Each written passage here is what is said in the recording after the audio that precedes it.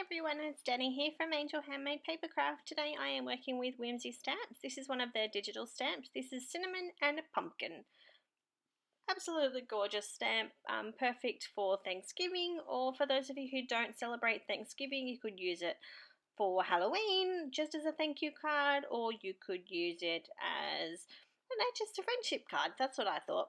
I don't celebrate Halloween, and I'm in Australia, so we don't celebrate Thanksgiving either. But I really love this image. I think she's absolutely adorable.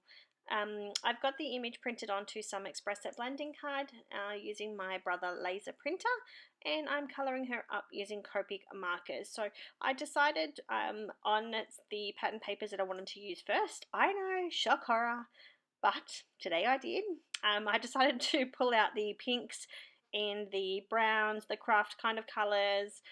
I just wanted to use some of the more muted soft tones. So I'm colouring up my little pumpkin with some YR markers. I'm using YR02, YR16 and E09 just to give it a little bit of darkness and colouring as well. For the pink areas, I've used R81, 83, 85, and then on the brown areas, I've used E42 and E44. I didn't use a lot of blends in her clothing for her little jacket and her little shoes because I knew I wanted to try and keep it as light as I could. So that's what I've done. So I'm just working my way through the image, colouring in bits and pieces. I will also go in later with my Uni-Ball white gel pen and add some details to the image like I always do. I have a couple of spares backups in my drawer for those just in case moments. I love my Uni-Ball white markers. I have got all of those listed in my blog, so if you want to check out all of the products that I have used, you can do that there. And there's some links of some places where you can purchase them from. So I'm just working my way through, just trying to work out what I'm going to wear on her little hat there. So I've decided to make the main part of the hat in those brown tones, and then I'll pull those pinks in with the two fluffy sections, and I did add some white Uni-Ball to those just to try and give it a little bit more fluffiness. So I'm just about done. I just need to do her hair, the top of the pumpkin and the little leaves, and that will be the image complete. So it didn't take me a lot of time to colour this image up today, which is great, and I did have to do some research. I have no idea what a pumpkin looks like. I don't celebrate. I don't eat pumpkin. So as you can see, I had my phone to the left there, just trying to work out the colours on the top of the pumpkin and for the leaves. So don't laugh at me. I don't celebrate it. I don't eat pumpkin. I've never had pumpkin in my house. So here I am. I accidentally put some of that dark brown that I was using on her hair onto the hat. So I had to go back and try and blend that back out again. Thankfully, I was able to save it. That's one of the good things about Copic markers is you can use those light colours to dull that saturation down a little bit. So just working my way through, getting all of that hair complete. Super, super cute image, this one. I loved it.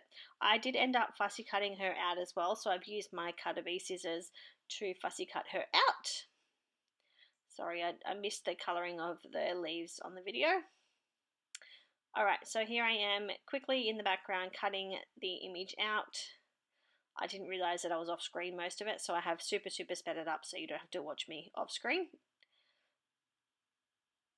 Just remember to make sure that you are moving your image rather than your scissors. That's how you get that nice smooth cut. So just about done. Just using my pen blade just to cut those little tiny sections out. I always say it, make sure you be really, really careful. Those pen blades are super sharp. I've used a Tombow marker just to run around the outside of the image. Just makes it look a little more finished. So here I am, I'm trying to use all of these strips and leftover bits and pieces from this patterned paper here. This is the Pebbles Spring Fling 6x6, and I'm just pulling out a few of those layers. Some of these, they do have that perforation to the top of them, so I've just used my trimmer to carefully cut those down. So just trying to work out what else I can pop on my card. I wanted to break her up a little bit, so I ran this polka dot paper through my Sizzix Big Shot just using a Lawn Fawn stitched circle die. And I will also pull in some W+9 enamel dots. Normally I would use my Nuvo crystal drops, but I found these when I was doing some cleaning up and thought they would be perfect. So I'm just about to adhere this to my card, and then I decided it needed more. So I've added a Kraft layer and a yellow layer underneath the card, and that just pops those colours out of the card just that little bit more. So I'm really happy with the way that this turned out. And I do have a thanks sentiment in mind to use on the top of the card. I wanted to break this up a little bit more, so I decided to add a doily in as well. So, oh, sorry guys.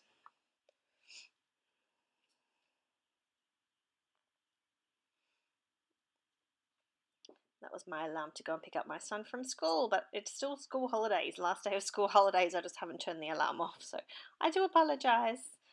Alright, so that's those enamel dots. I want to use this thanks sentiment from My Favourite Things. I don't have any dies to go with these, so I do fussy cut it. So I'm just stamping it out onto some Express It blending card, just so it's the same white as what the image was. And then I will fussy cut it out. So this is a brand new stamp, so I do ink it up a couple of times just to make sure it's a nice black crisp sentiment.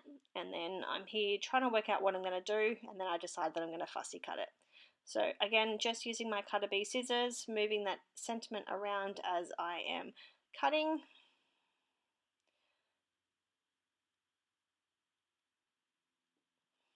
And then I will go with my pen blade and just cut that center out of that T.